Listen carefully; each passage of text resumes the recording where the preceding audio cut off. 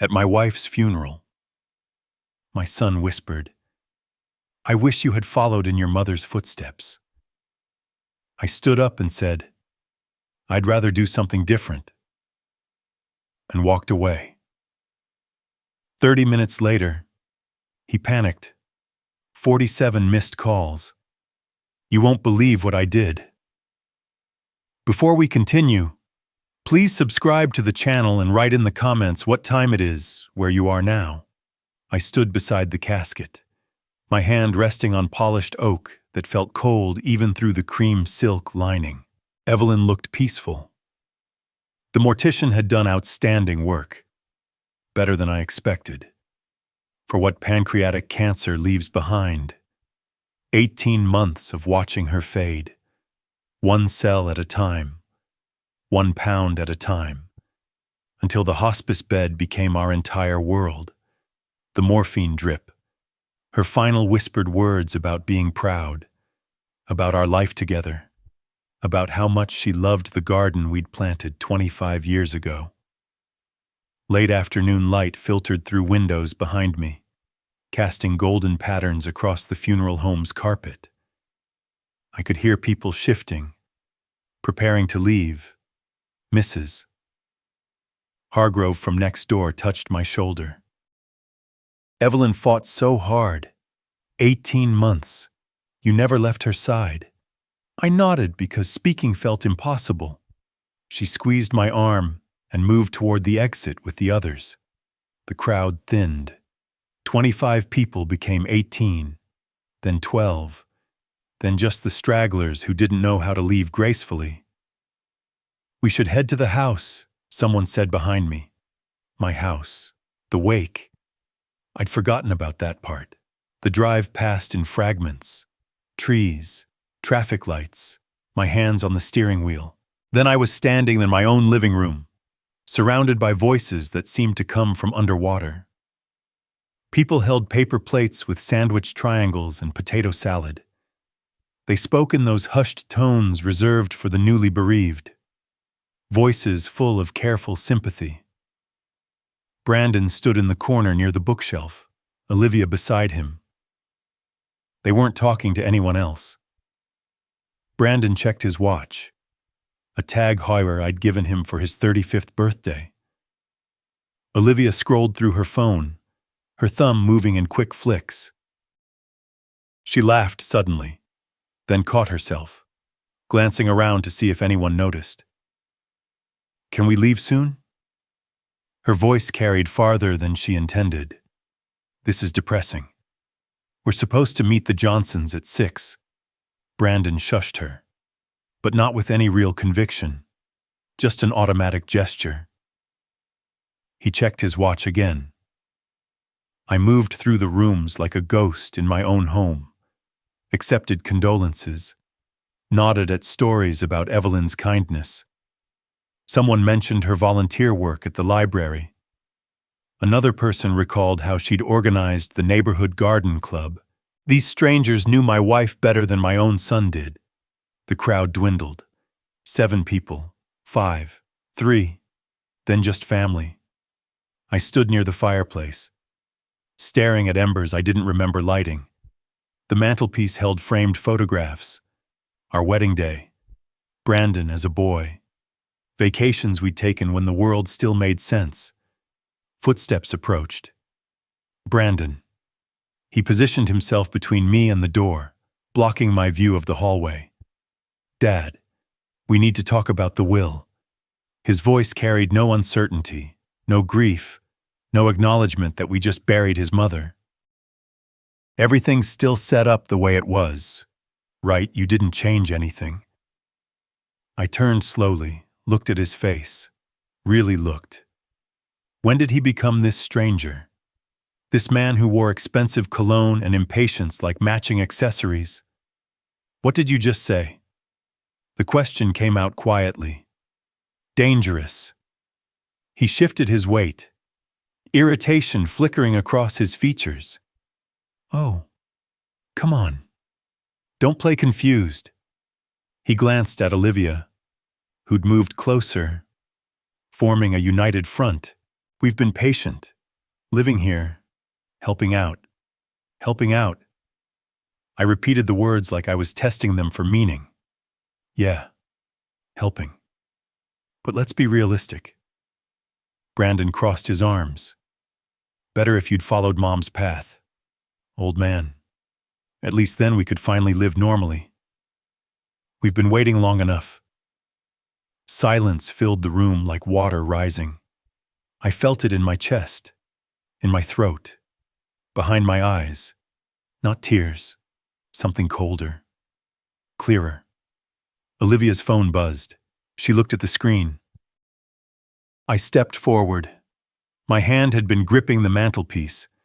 I hadn't noticed until I released it, until feeling returned to my fingers. I straightened my suit jacket, looked directly into Brandon's eyes, held his gaze for 1 second. 2, 3, 4, 5. I'll do something different instead. I walked past him, past Olivia, past the photographs on the wall that showed a family that had never actually existed. Just a pleasant fiction I'd maintained through years of willful blindness. Through the front door, down the driveway. My Lincoln sat where I'd parked it that morning, a lifetime ago. The engine started smoothly, American engineering, reliable even when everything else crumbled. I backed out, shifted into drive, and headed toward the main road. The house disappeared in my rearview mirror. My phone buzzed in the center console. I picked it up at the first red light, held the power button until the screen went dark, and dropped it back into place. The coastal highway stretched ahead, empty and dark except for my headlights, cutting through the gathering dusk. I drove without destination, without thought, just following the white lines and the steady rhythm of the road beneath my tires. I drove for 90 minutes, not thinking, just following the coastal highway until exhaustion forced me to stop. The Wilmington Seaside Inn appeared like a mirage, neon sign flickering red and green against the darkness. Half the letters burned out so it read, Wilsacey or Low Inn. Nearly empty parking lot. Single-story building that had probably looked modern in 1995. The clerk barely glanced up when I walked in. Young kid, maybe 20, absorbed in his phone. How many nights? Just one. I need somewhere quiet to think.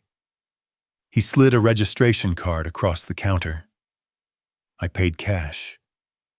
He handed me a physical key attached to a blue plastic square with 8 printed in white. Room 8. End of the row. Farthest from the road. The room smelled like industrial cleaner and old carpet. Single bed with a thin floral bedspread. Desk with a lamp and notepad bearing the inn's logo. Bathroom barely visible through a partially open door. I sat on the edge of the bed, staring at my phone on the nightstand where I'd placed it carefully like it might detonate. Several minutes passed. Maybe 10. Maybe 20. Time had become negotiable. I picked up the phone and held the power button. The screen illuminated, then exploded. 47 missed calls from Brandon, 19 from Olivia. Text message notifications scrolled across the screen so fast I couldn't read them. The phone vibrated continuously in my hand, a desperate electronic heartbeat. I opened the messages, started from the beginning. 5:32 p.m. Brandon, Dad, where are you? This isn't funny. 6:08 p.m. Brandon, you need to come back. We need to talk about Mom's arrangements. 6:29 p.m. Olivia, Clarence, please call us. We're worried. 7:01 p.m. Olivia, Clarence, Brandon is really worried. Call us, please. 7:18 p.m. Brandon, this is ridiculous. Answer your phone. 7:37 p.m. Brandon, where the hell are you? 8:02 p.m. Brandon, don't do anything stupid with the accounts. I know you're upset, but think clearly. I stopped scrolling. Read that last message again. Don't do anything stupid with the accounts. Not, we're worried about you. Not, are you safe? Not, we love you, please come home. The accounts, I continued reading. 8:24 p.m. Olivia, we can work this out. Just come home and we'll discuss everything. 8:40 p. Brandon, you're being childish. Mom just died and you're throwing a tantrum. 9:12 p.m. Olivia, Brandon is driving around looking for you. Please respond. 9:38 p.m.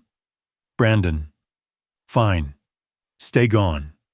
But don't touch anything financial until we talk. My hands had stopped shaking. I felt perfectly calm, perfectly clear, like a surgeon standing over an operating table, seeing exactly where to make the first incision. I began scrolling backward through my memories instead of my phone. 7 years ago, Brandon showing up with 3 suitcases and a story about a temporary setback, lost his job at the dealership. Or was it that he quit? The details kept changing. Just until I get back on my feet. Dad, you and Mom have all this space. Temporary became permanent, became expected. Olivia appeared a year later. They married at City Hall. No ceremony, no celebration. We're keeping it simple, Brandon explained. Olivia moved in without discussion. My house became their house, became our house in every conversation except on the deed. The credit cards. Olivia borrowing them for groceries. Then gas. Then shopping trips. I'll pay you back. Clarence. Things are just tight right now. Tight for 7 years. Evelyn had mentioned it once gently. Maybe we should set some boundaries. I dismissed her concern.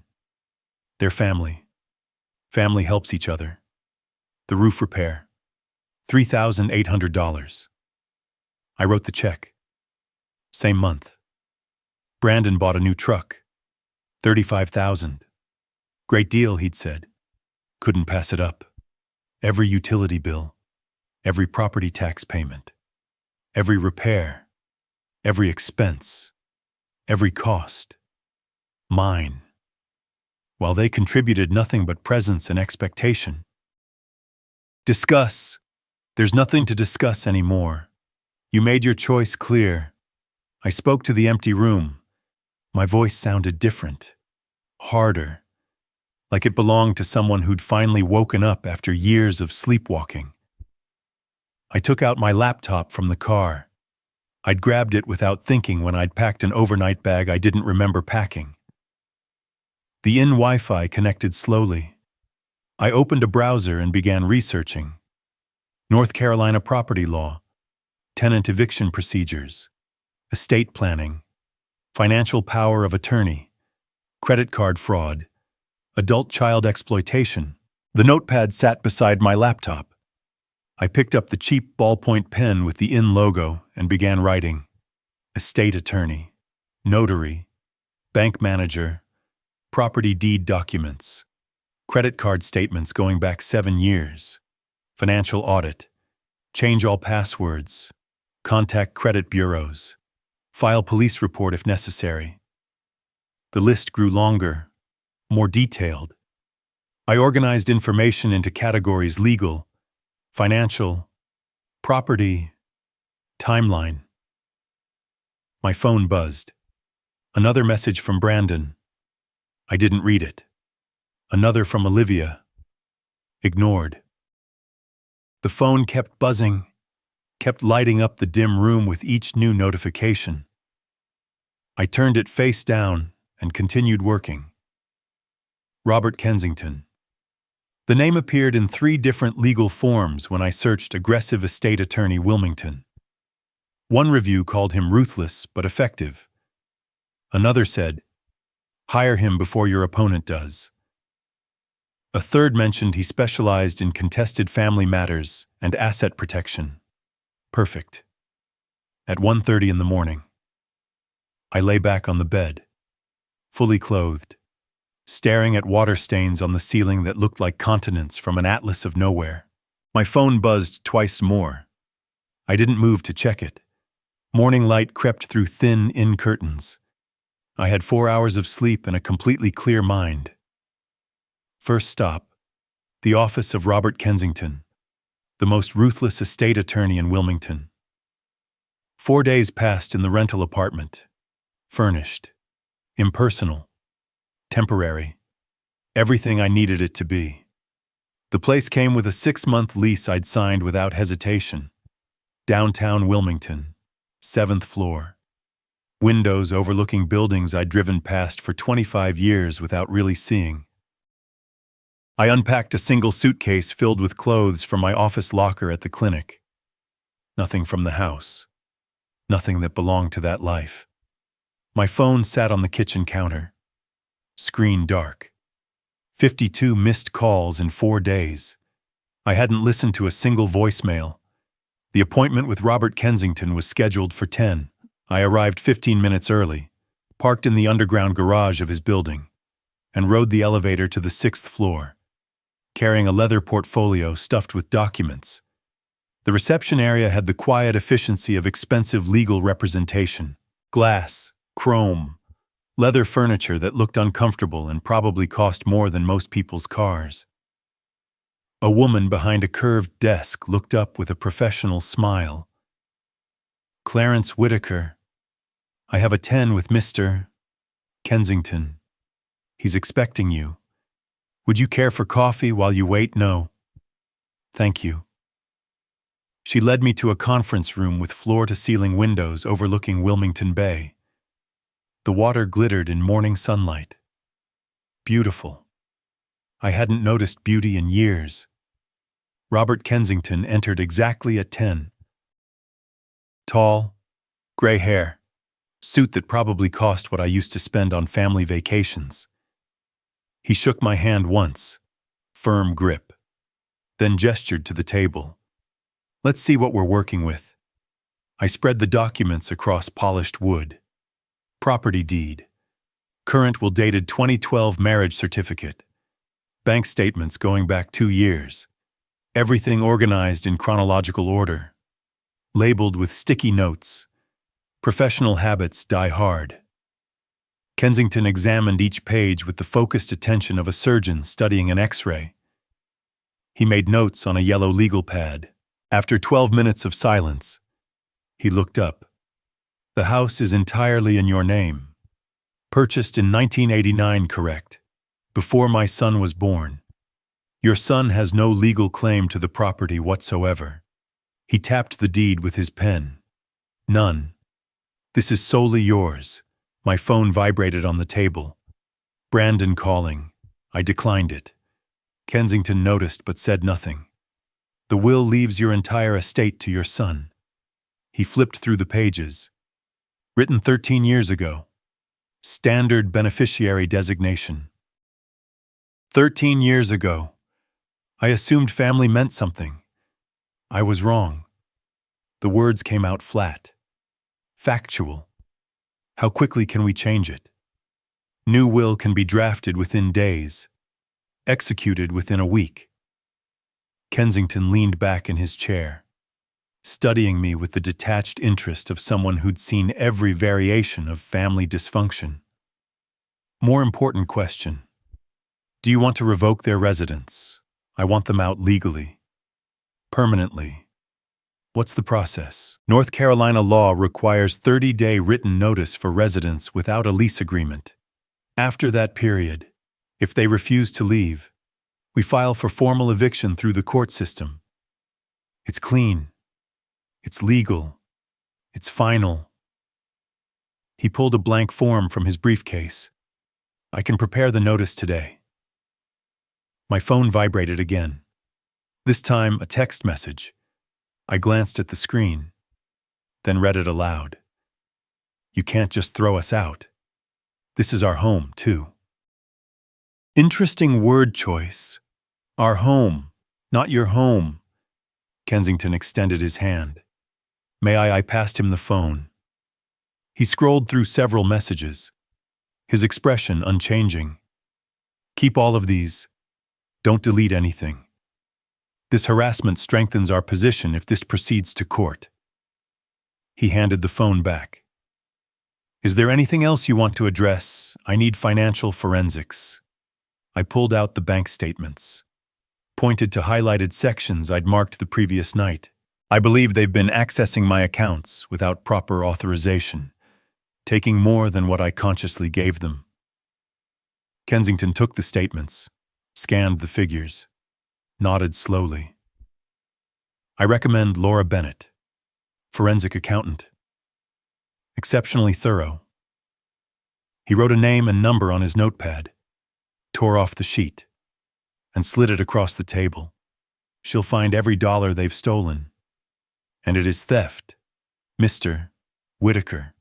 Regardless of family relationship, for the next hour, we discussed specifics, eviction timeline, will revision requirements, documentation needed for financial investigation.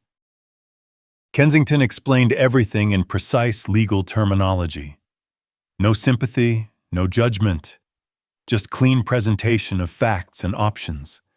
I signed paperwork authorizing him to act as my attorney of record, to request complete bank records, to begin drafting a new will that would leave my estate to a combination of medical charities and the public library where Evelyn had volunteered.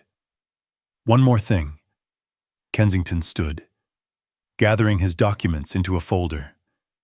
You'll receive pushback, threats, emotional manipulation, possibly public confrontation. Don't respond. Don't engage. Every communication goes through me now. Understood. Understood. We shook hands at the door. I left with a folder of preliminary documents, a scheduled follow-up in 1 week, and Laura Bennett's contact information burning a hole in my jacket pocket. The elevator descended slowly. I pulled out my phone, found Bennett's number, and called before the doors opened to the parking garage. She answered on the second ring. Professional. Efficient. We scheduled a meeting for 2 days later. Kensington's words echoed in my head as I drove back to the apartment. It's clean. It's legal.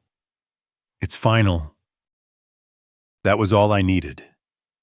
Bennett's office occupied a small suite in a professional building near the hospital.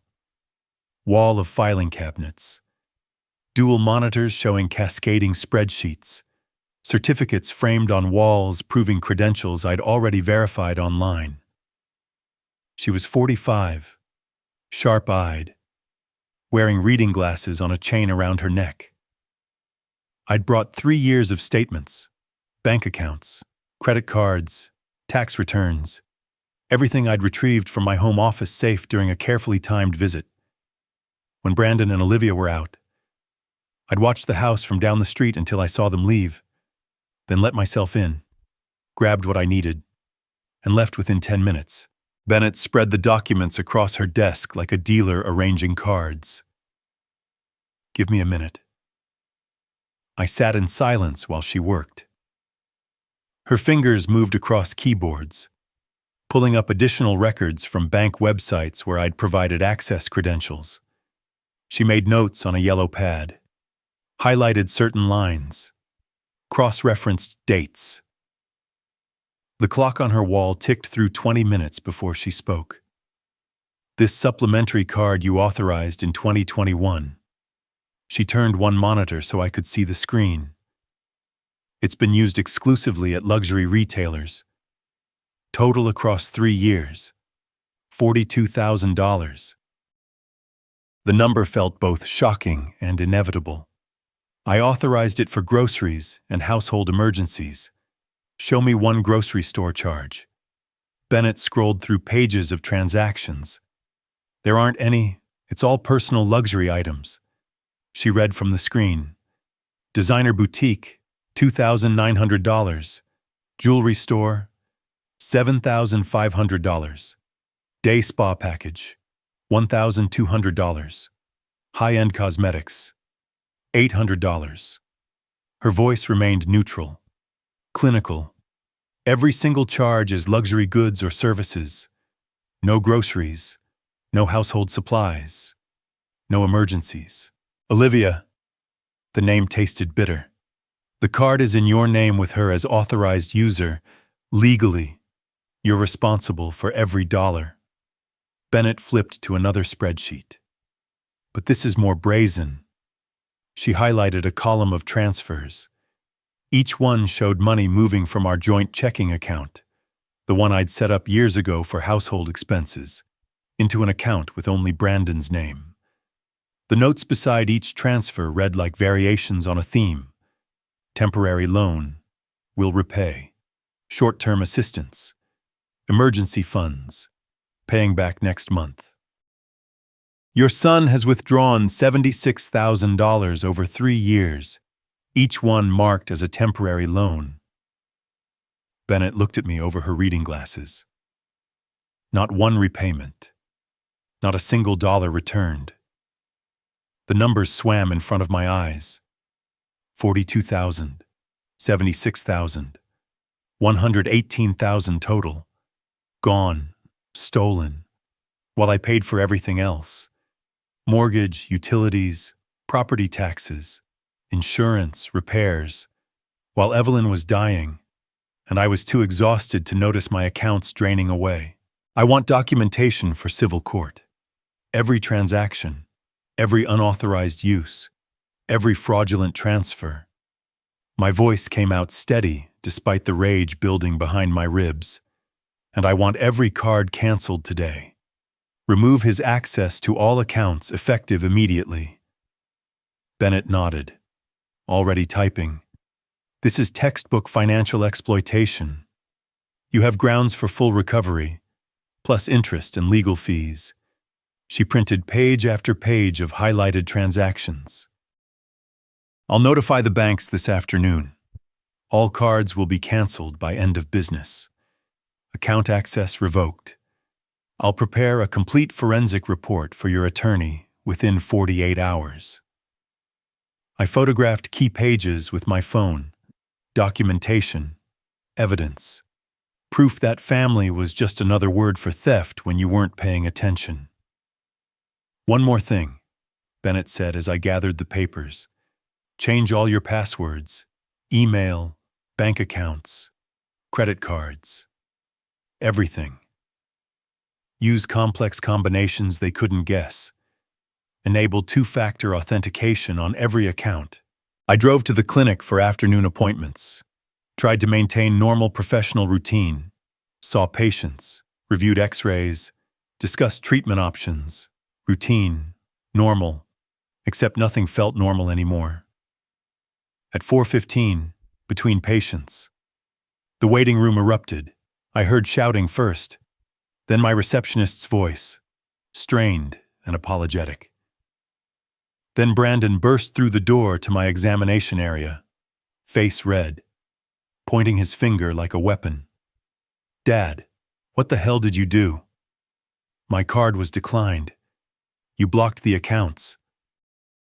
I stood there in my white coat, stethoscope still around my neck from the previous patient. Through the open door, I could see the waiting room.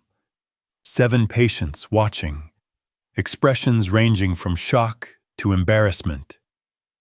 You need to leave. This is a medical facility. You're throwing your own family on the street. His voice climbed higher, louder. What kind of father does that after everything we've done for you? I picked up the phone on my desk, pressed the button for security, kept my voice calm. Professional. I need someone to escort an individual from the building. He's disturbing patients. You can't do this. Brandon moved closer, jabbing his finger toward my chest. You think you can just cut us off? Throw us out like garbage, we're family. Security arrived. Marcus, who'd worked the building for 5 years, placed a hand on Brandon's shoulder. Sir, you need to come with me. Take your hands off me. But Marcus was bigger, trained, and utterly calm. He guided Brandon toward the door with professional efficiency. Brandon shouted over his shoulder as he was escorted out. "This isn't over. You'll regret this." Silence filled the examination area after the door closed. I could hear my own breathing, measured and controlled. Through the window to the waiting room, I saw patients shifting uncomfortably, avoiding eye contact with each other. I walked out to the reception desk. 7 faces looked up at me. "I apologize for that disruption. It won't happen again." I turned to my receptionist. "Who's next?" An elderly woman stood slowly using her cane for balance. As she walked past the reception desk, she stopped, looked directly at me with sharp eyes that had probably seen everything life had to offer. "That was your son," shook her head slowly. "Speaking to you that way after a funeral."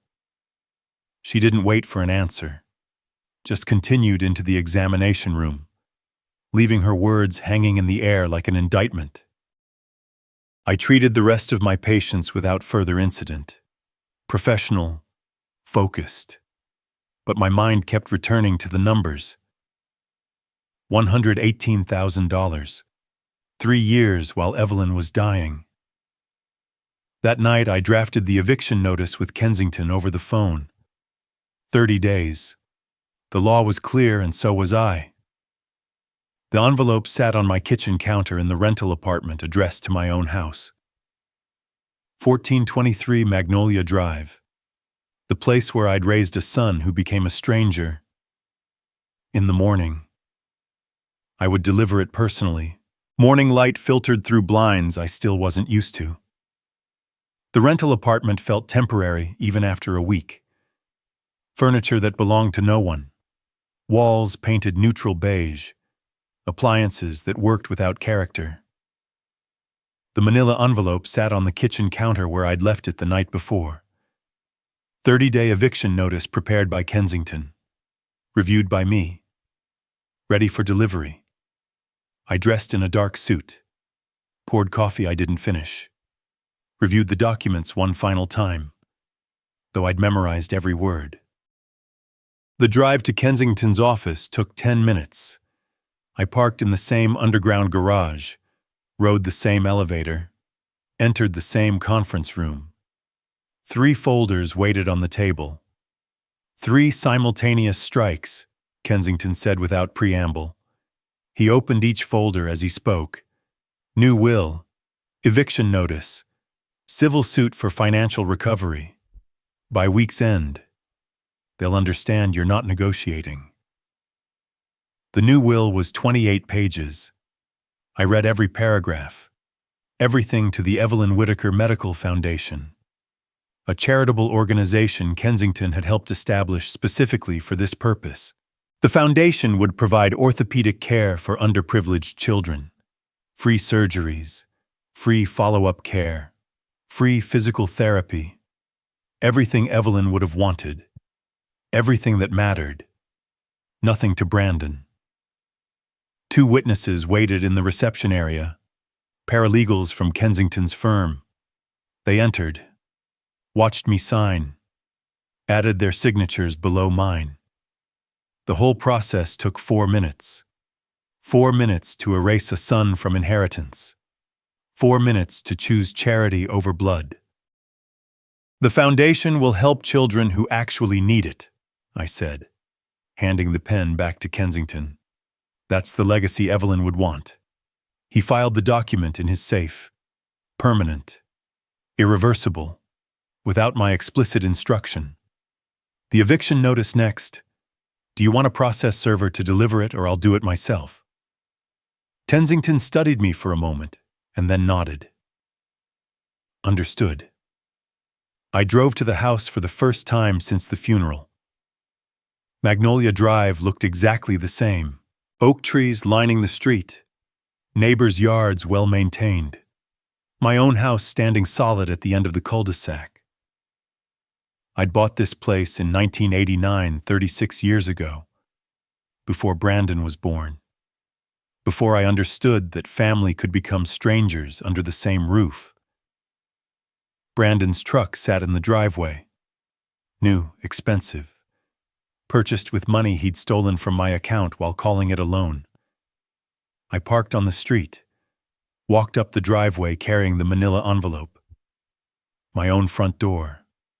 My own doorbell. I rang it like a visitor to my own life. Brandon answered after 15 seconds. He wore athletic shorts and a t-shirt, barefoot, coffee mug in hand. His expression shifted from annoyance to confusion when he saw me. "Dad, what are you?" I handed him the envelope. Didn't speak, just extended it across the threshold of my own house. He set down his coffee mug on the entry table, opened the envelope, pulled out the document, read the first lines.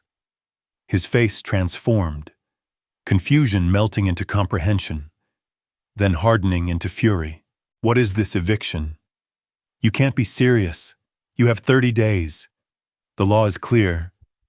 I turned and walked back toward my car. Professional, controlled, surgical precision applied to family dissolution. "I'll fight this." His voice followed me down the driveway. "You can't just throw us out. This is our home." I got in my car, started the engine, drove away while he stood in the doorway of my house, still holding the paper that legally removed him from it. 4 days later, Brandon hired Gregory Mills, a bargain attorney whose office occupied a strip mall between a nail salon and a tax preparation service.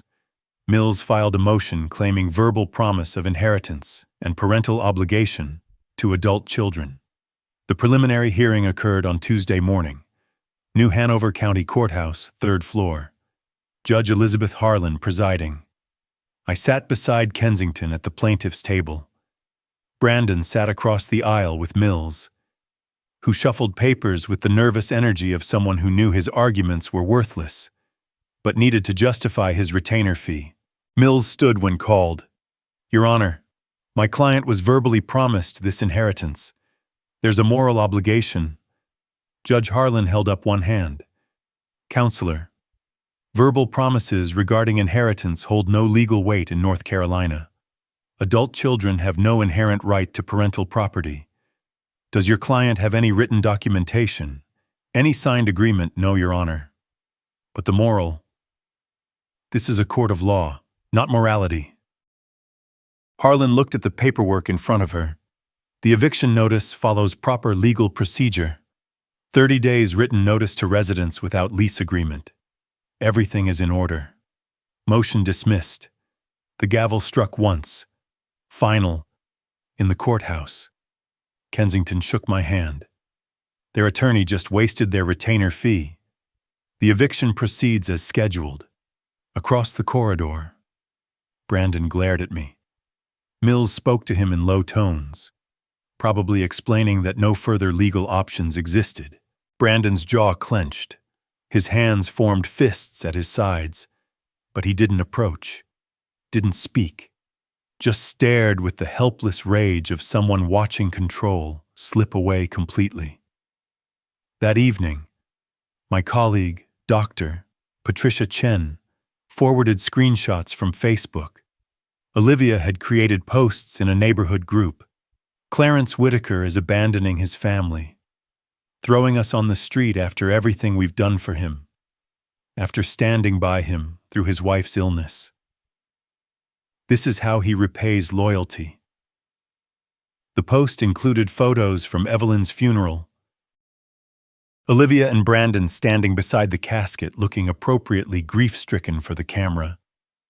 But beneath Olivia's post, the comments told a different story. Margaret Hargrove, neighbor. "I've lived next to Clarence for 15 years. He's the kindest man I know. Where were you two when Evelyn needed help? Clarence was there 24/7. Dr. James Morrison, colleague. Clarence spent 18 months caring for his wife while maintaining his practice. I never once heard him complain. This post is manipulative and dishonest. Former patient after former patient. Colleagues, neighbors, community members, all defending me, all calling out the manipulation. The comments multiplied faster than Olivia could respond to them. Patricia Chen's text message said everything. "Don't worry, everyone knows the truth. We've got your back," I texted back. "Thank you. Truth has a way of surfacing." 23 days remained until eviction. 3 legal strikes executed. Social media manipulation backfired. The law was working exactly as it should. My phone rang 2 weeks into the eviction period. Unfamiliar number. I almost didn't answer, but something made me pick up. "Dad." Brandon's voice different than before. Quieter. "Can we talk? Just talk. Please." 16 days remained until the sheriff would arrive to enforce the eviction. 16 days until legal became physical. "What do you want to discuss?" "Meet me, coffee, anywhere you want. Just give me 30 minutes. I should have said no, should have ended the call. But curiosity, or maybe some buried instinct about closure, made me agree. Tomorrow, 10 a.m.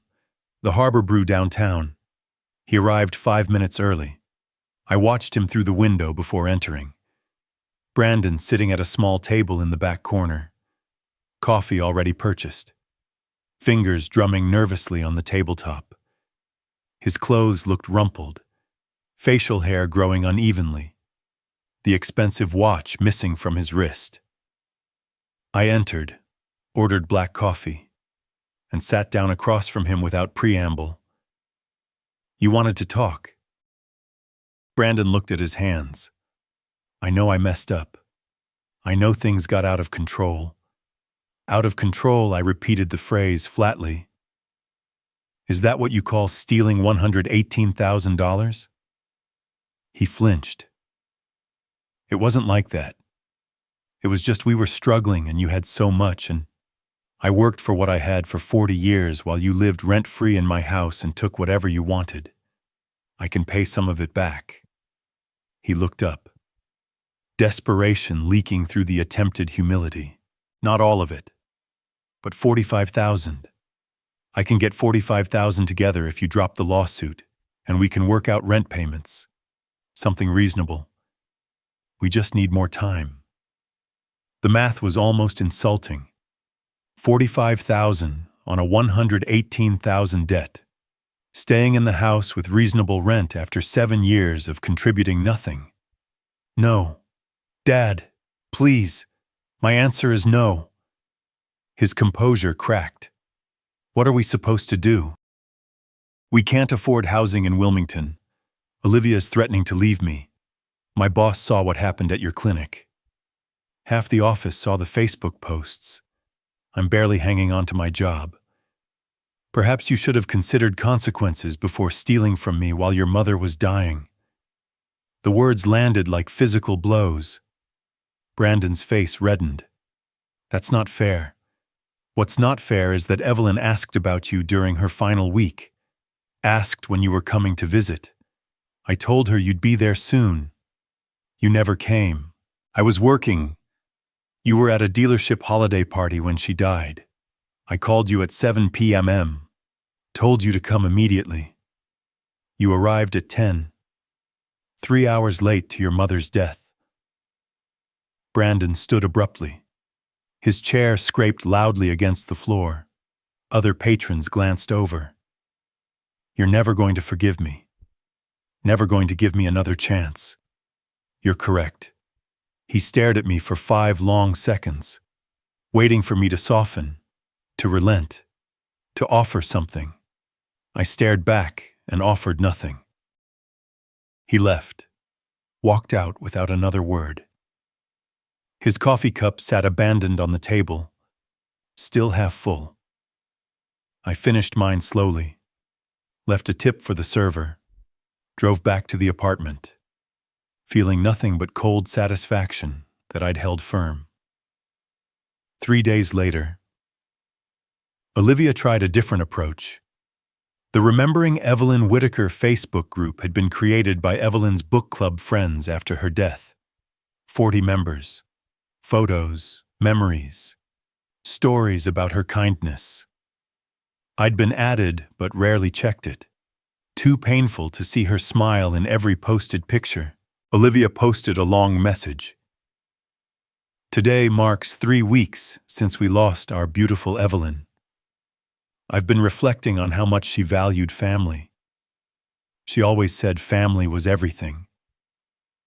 Clarence, if you're reading this, please remember what Evelyn would want.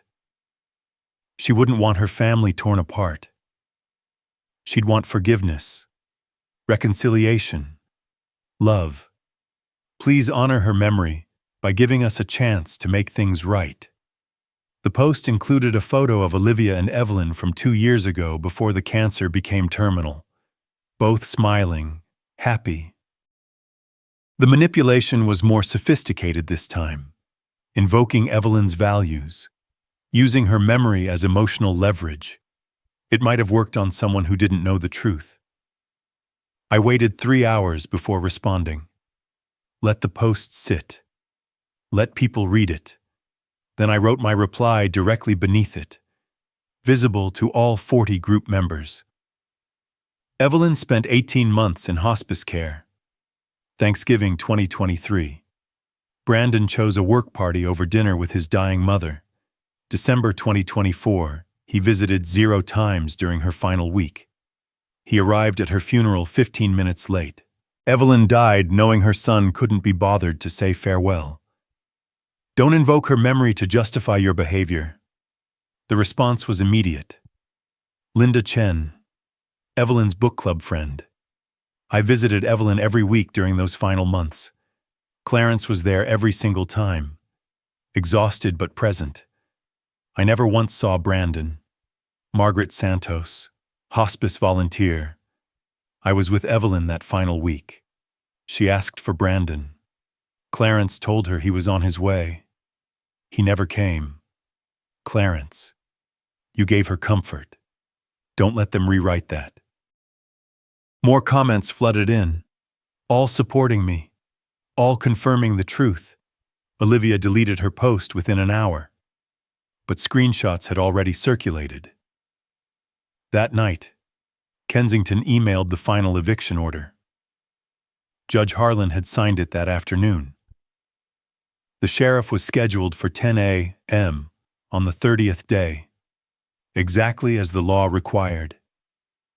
I stood in my apartment kitchen reading the email on my phone.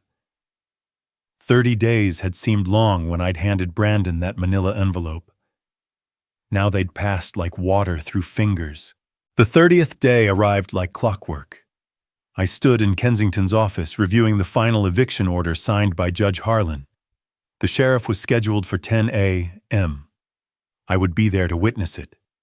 The morning arrived bright and inappropriately beautiful. North Carolina sunshine, clear sky, temperature already climbing toward 75 degrees.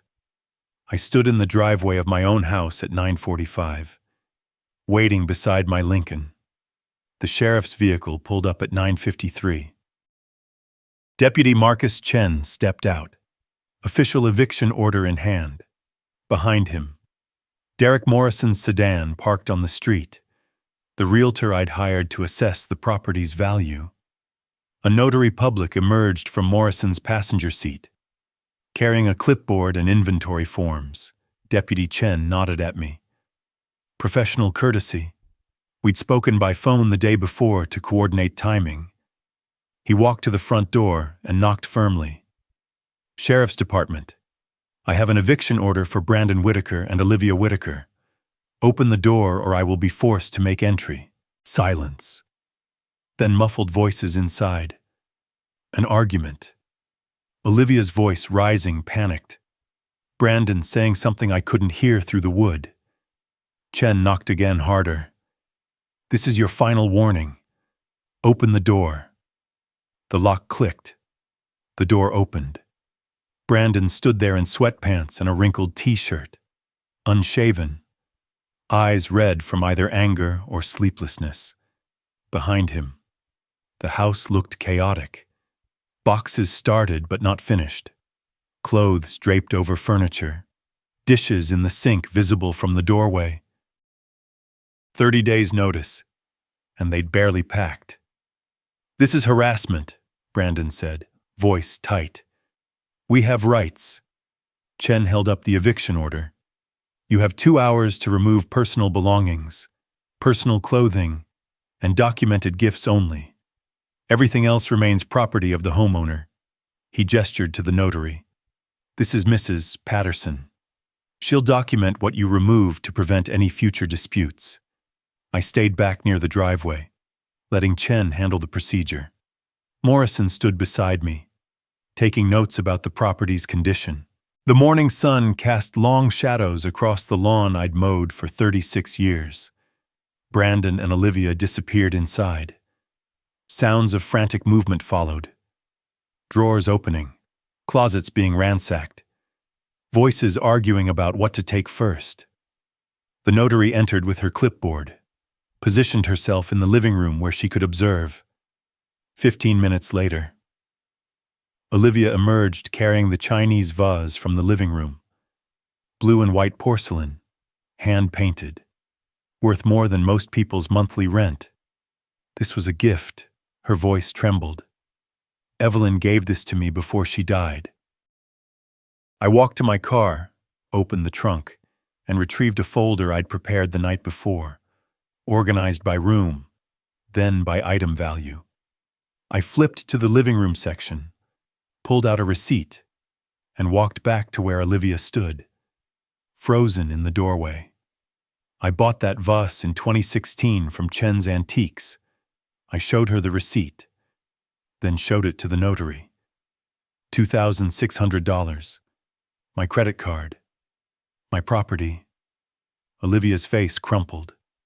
She set the vase down roughly on the entry table. I winced, hoping it didn't crack, and went back inside. The pattern repeated. Jewelry armoire from the bedroom. $1,100. I had the receipt. Landscape painting from the hallway. $3,200. Purchased at a gallery opening Evelyn and I had attended. Designer chair Olivia claimed was a wedding gift from us. $3,700. My purchase, my choice, placed in our guest room that they'd commandeered. Each time I produced documentation, each time Mrs. Patterson marked her clipboard. Denied. Homeowner property. Documented purchase. Brandon's control shattered around 11:30. He came charging out of the bedroom carrying a box of items the notary had already rejected. Saw me standing calmly in the hallway, reviewing my receipt folder. And something inside him broke completely. He dropped the box, lunged, grabbed my shirt with both hands, and shoved me backward against the wall. "You miserable old man." His face was inches from mine, spit flying with each word. "You're stealing our lives." Chen moved faster than I expected for a man his size, had Brandon's arms pinned behind his back within 3 seconds. "Hands off. Do that again, and you're under arrest for assault." I straightened my shirt, said nothing, looked at Brandon until he looked away. "You have 1 hour remaining," Chen said quietly, still restraining him. "I suggest you use it for packing, not assaulting people." He released Brandon slowly. Brandon stood there breathing hard, fists clenched at his sides, but he didn't move toward me again.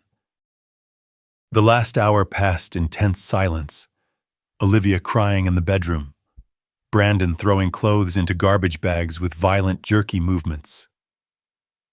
The notary documenting everything with detached professionalism. At 12:15, a rental truck pulled up to the curb, borrowed from a friend, probably too small to be from a commercial company.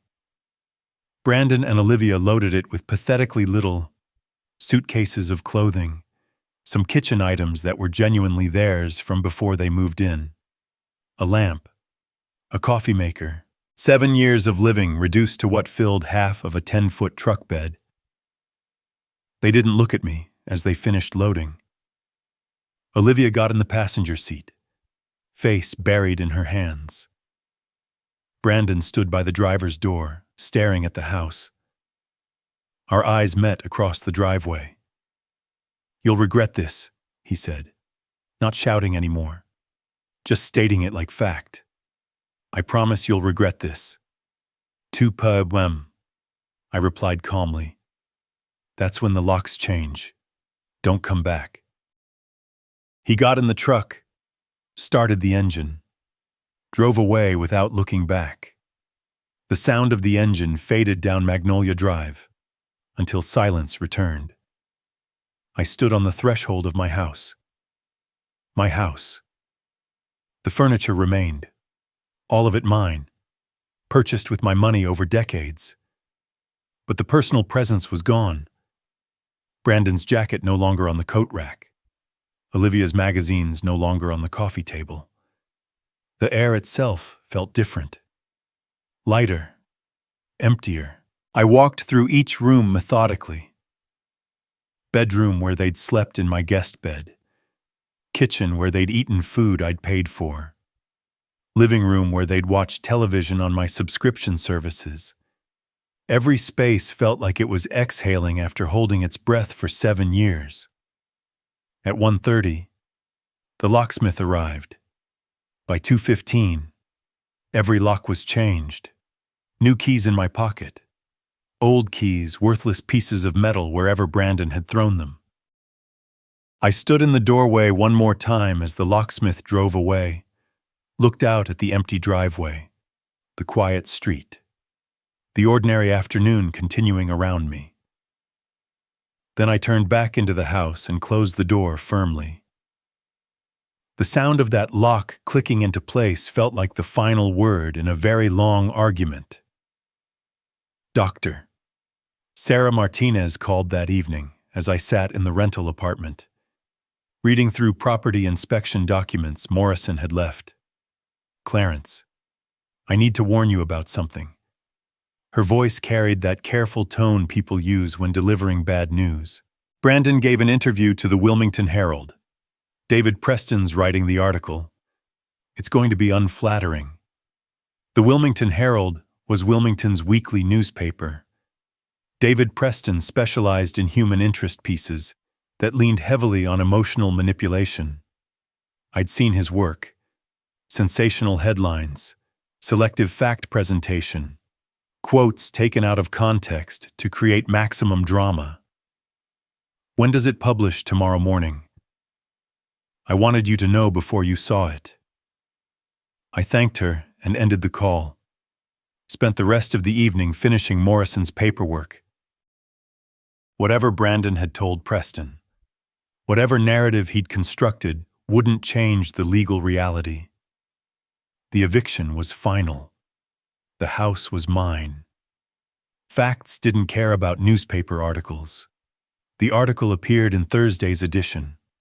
A colleague left a copy in my office mailbox with a sticky note. "Don't let this get to you." The headline read, "Local man forced from family home claims father's calculated cruelty."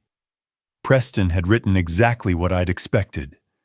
Brandon painted as the devoted son, caring for his aging father after the mother's tragic death, forced onto the street with nowhere to go. The father portrayed as cold, vindictive, motivated by unspecified grudges. Olivia quoted extensively about abandonment and betrayal. No mention of the 7 years of financial exploitation. No mention of the documented theft. No mention of the court ruling that found zero legal merit in Brandon's claims. Selective truth presented as complete story. It was masterful manipulation. By noon, my phone started ringing. Colleagues checking on me. Patients leaving voicemails.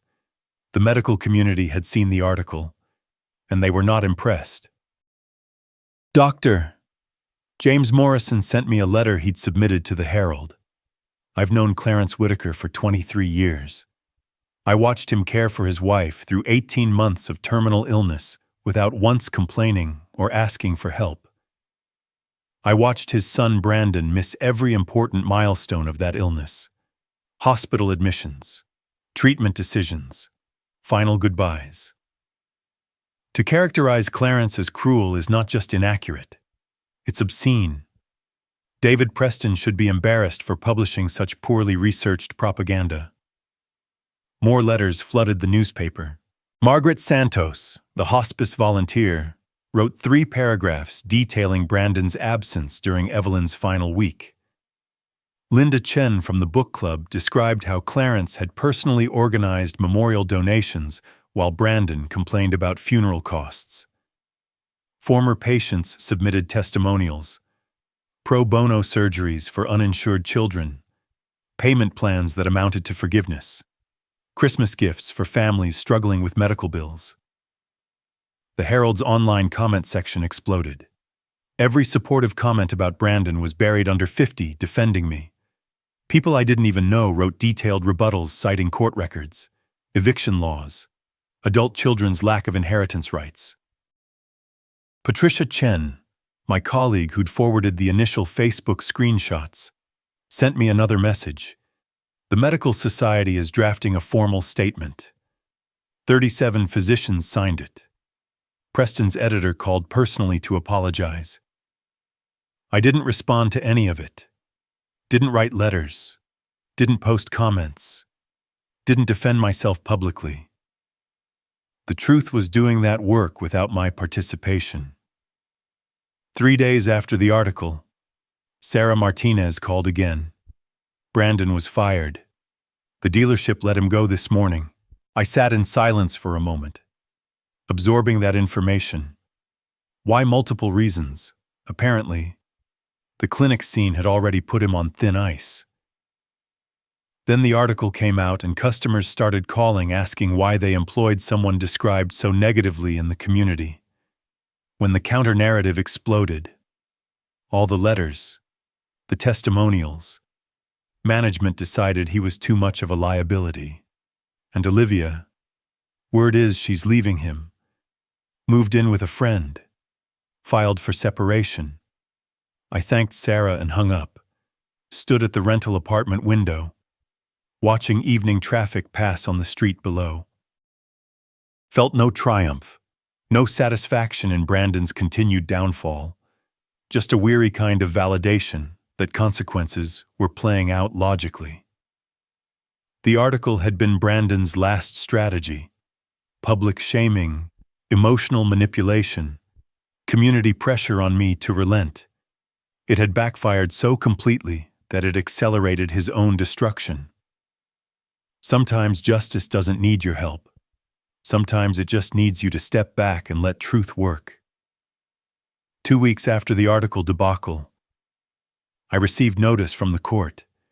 The civil lawsuit hearing was scheduled. $118,000, documented and itemized. Kensington called it a formality.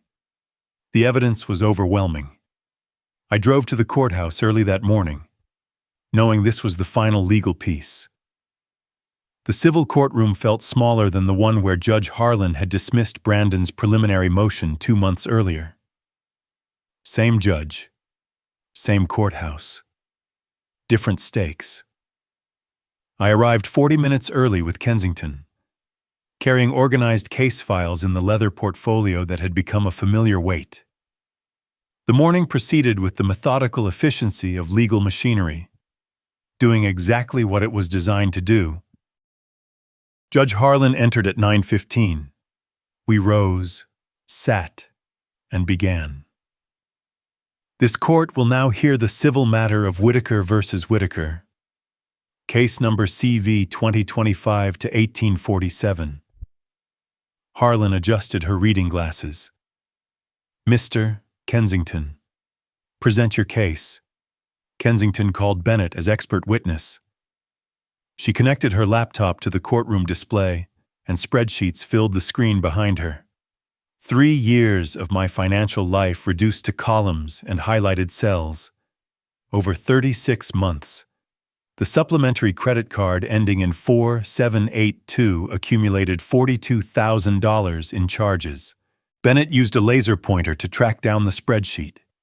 Analysis shows 0 household or emergency purchases, exclusively luxury retail, jewelry, designer clothing, spa services, high-end cosmetics. She clicked to another screen. Additionally, defendant Brandon Whitaker initiated 59 transfers from joint household account to his personal account, totaling $76,000, each marked as temporary loan with promise of repayment. Gregory Mills attempted cross-examination with the desperate energy of someone billing hours on a lost cause. Miss Bennett, isn't it common for parents to financially support adult children during difficult times? Bennett's response came with professional precision. Support, yes. Unauthorized use of credit instruments and accounts without permission. That's financial exploitation under North Carolina Statute 825, 103. Kensington presented Exhibits 12 through 18. Printed text messages and emails. Your Honor, I'd like to enter evidence where Mr. Brandon Whitaker explicitly promises repayment. Quote from text dated March 17, 2023, I'll get you the $3,000 back by end of month, I promise. Mills tried again. These were family arrangements. My client had an understanding with his father. Counselor. Harlan looked up from the documents. I have documented evidence of promises to repay. That establishes these as loans, not gifts, unless you have evidence contradicting this. Mills had nothing. Sat down. Brandon stared at the table in front of him, jaw clenched, wearing a cheap suit that probably cost less than one of Olivia's purses. I took the witness stand when called, answered Kensington's questions directly, factually. Did you authorize the supplementary card for these specific luxury purchases? No. I authorized it for groceries and household emergencies only. When did you discover the unauthorized charges during the forensic audit in March?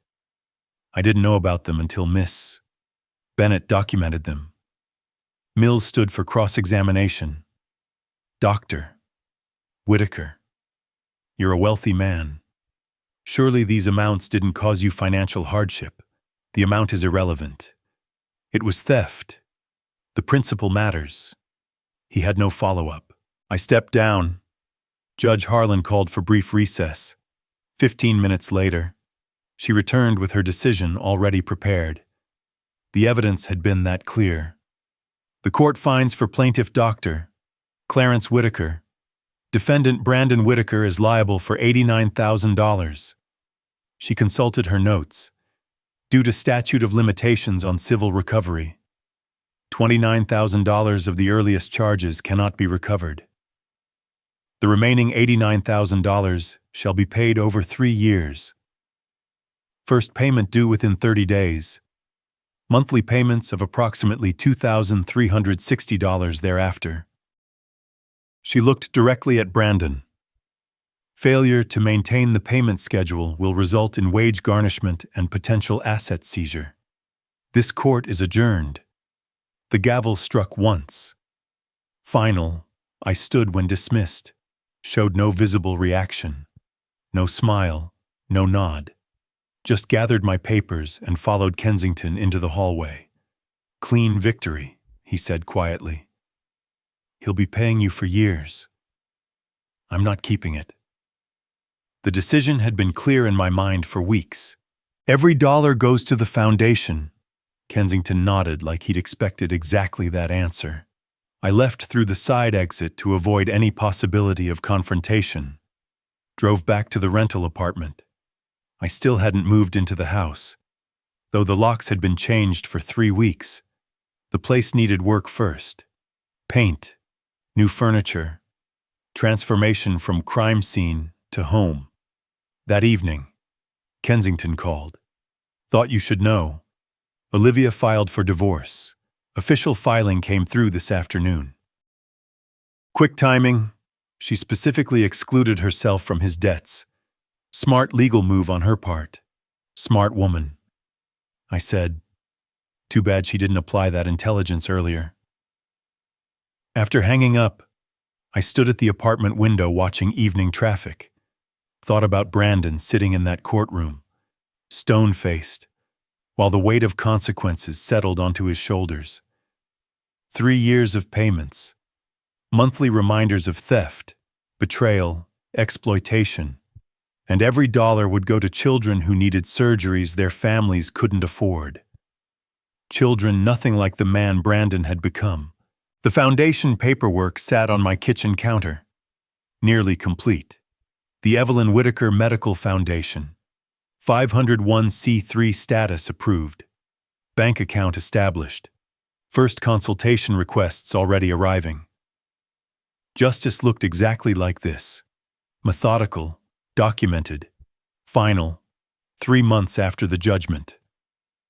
I stood on the back terrace of my house, watching morning light spread across the garden Evelyn and I had planted 2.5 decades ago. August in North Carolina. Heat already building despite the early hour. The house felt different now. Fresh paint throughout. Furniture rearranged. The bedroom where she'd spent her final months converted into a home office. I'd sold my practice in June. 35 years of orthopedic surgery, reduced to contracts and wire transfers. The foundation needed a full-time medical director. And I discovered I needed something beyond what the operating room could offer anymore. My phone buzzed. Payment notification from the bank. Brandon Whitaker.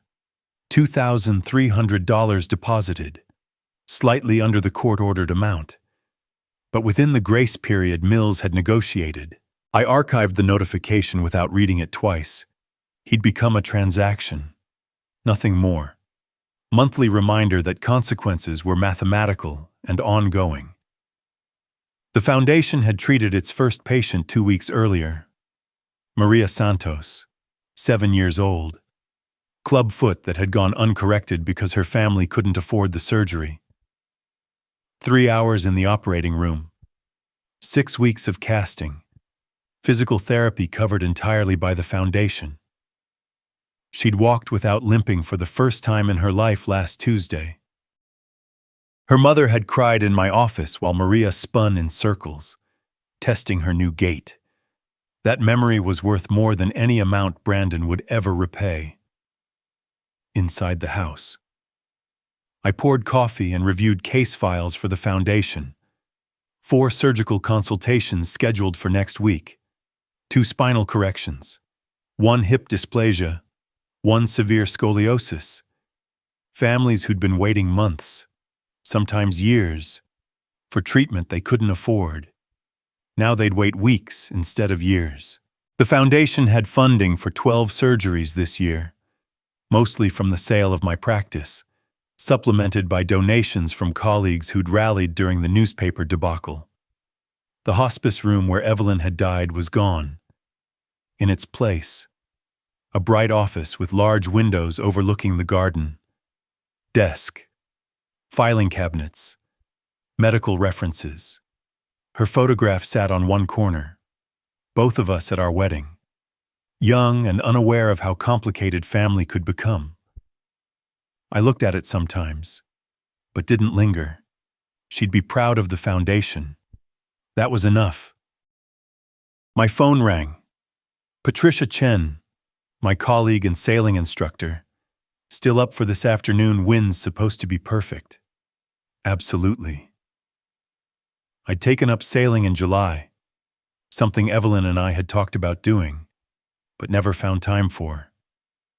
Now I had nothing but time. Time to learn new skills. Time to help patients through the foundation. Time to rebuild life into something that felt like mine again. The house was quiet. My house. No one here but me and the memories I chose to keep. I'd offered Brandon no forgiveness, no reconciliation, no second chances. The law had done its work. Justice had been served. That chapter was closed. And I'd moved on to writing new ones. Around noon, the foundation administrator called with an update. Another family had applied for assistance.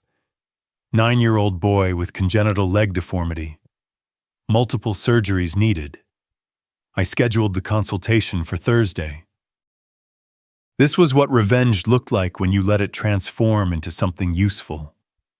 Not cruelty, not ongoing bitterness, just systematic removal of exploitation and redirection of resources toward people who deserved them. I locked the house at 2:30 and drove to the marina. The sailboat Patricia had convinced me to lease waited at Dock 10, small enough for one person to handle, large enough to feel the genuine challenge of wind and water. We'd sail south along the coast, practice tacking, maybe anchor near the Outer Banks if conditions allowed. Before leaving, I glanced once more at Evelyn's photo on the office desk through the window, smiled briefly, then turned toward the car. The foundation, the sailing, the quiet house that felt like home again. New patients who needed help, new skills to learn, new chapters opening faster than I could write them. Brandon was somewhere in the city, working whatever job he'd found after losing the dealership position, making monthly payments that would stretch for 3 years. I hoped he'd learned something, suspected he hadn't. Either way, it no longer mattered. The marina waited. The afternoon stretched ahead. The wind was supposed to be perfect. I drove south with the windows down, radio playing, something I didn't recognize, but enjoyed anyway. Forward motion. That's all life really required. Forward motion and purpose. I had both, as the sun dipped low over the marina, casting a warm glow on the waves. I felt a profound sense of freedom, unburdened at last. Life's storms had passed, leaving clearer skies ahead. And now, dear listener, what about you? What family secrets have you uncovered? Or triumphs have you claimed? Share your impressions in the comments below. Let's exchange thoughts and build connections here. Your questions fuel our discussions. Ask away, and we'll dive deeper together. Engage with the channel. Your voice matters. To hear the next tale of redemption and resolve, simply click the box on the left. Thank you from the heart for joining this journey.